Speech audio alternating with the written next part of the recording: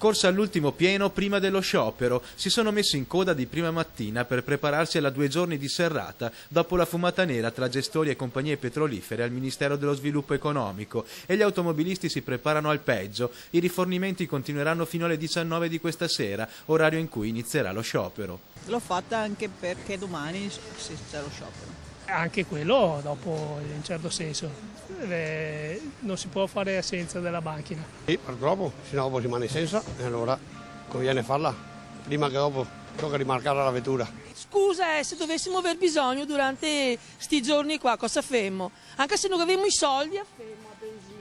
La condizione delle pompe di benzina nella Marca sta continuando a peggiorare. I margini di guadagno per i gestori sono minimi ed è difficile continuare a tenere aperti i distributori. Veramente drammatica, c'è un turnover di una trentina di gestori all'anno e se ne vanno perché ormai la crisi economica più il problema della concorrenza delle pompe bianche più le compagnie petrolifere ha messo in ginocchio i gestori dal punto di vista economico. E i gestori si spaccano in due. Non tutte le sigle sindacali aderiranno alla serrata. Almeno 110 gli impianti in provincia di Treviso che rimarranno aperti perché gestiti direttamente dalle compagnie o perché pompe bianche. A livello nazionale la FAIB, la FEGIC e la FIGISC, ma se rimaniamo in Veneto, complessivamente il Veneto non andrà oltre il 40% di chiusure. Chiuso un distributore su 2 quindi fino alle 7 del 14 dicembre.